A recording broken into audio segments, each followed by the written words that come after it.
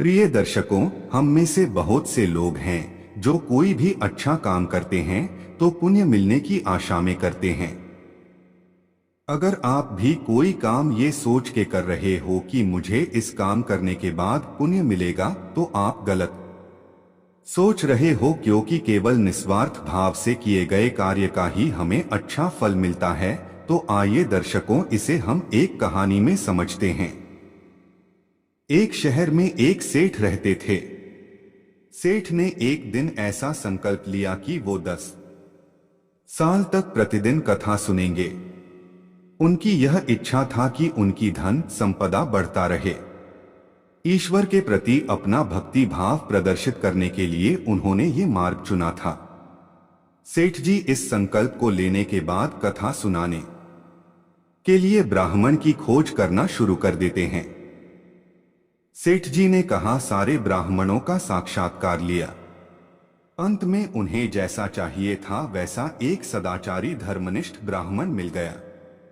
इस ब्राह्मण ने 10 साल तक सेठ को कथा सुनाना स्वीकार कर लिया। ब्राह्मण तय समय पर प्रतिदिन आता और सेठ जी को कथा सुनाकर चला जाता। 10 साल पूरे होने ही वाले थे कि एक दिन सेठ जी को बहुत जरूरी व्यापारिक कार्य से 3-4 दिनों के लिए बाहर जाना पड़ा, इसलिए उनके लिए इस कथा को सुनना मुश्किल हो गया। सेठ जी ने ये बात अपने ब्राह्मण को बताया। ब्राह्मण ने सेठ जी से कहा कि आपके स्थान पर आपका पुत्र कथा सुन लेगा तो भी चलेगा, क्योंकि यह धर्मानुसार ही है। सेठ जी को ब्राह्मण की बात पर शंका होने लगा। उन्होंने ब्राह्मण से कहा कि कहीं मेरा पुत्र कथा सुनकर वैरागी तो नहीं हो जाएगा ना। ब्राह्मण ने कहा कि आप इतने वर्षों से कथा सुनने के बाद सन्यासी नहीं बने तो 3-4 दिन में आपका पुत्र कैसे वैरागी बन जाएगा। सेठ जी ने कहा कि मैं तो सिर्फ इसलिए कथा सुनता था कि मुझे धार्मिकता का पुण्य मिले, मैं इसलिए कथा के प्रभाव से वैरागी नहीं बना। सेठ जी की बात सुनकर ब्राह्मण अचंभित हो जाते हैं। वो सेठ जी से कहते हैं कि मुझे माफ करना सेठ जी, किंतु आपको कथा का कोई पुण्य नहीं मिलेगा, क्योंकि आपकी धार्मिकता दिखावटी है और आपने ये सब स्वार्थवश किया है। सेठ जी ब्राह्मण की बात सुनकर निरुत्तर हो जाते हैं।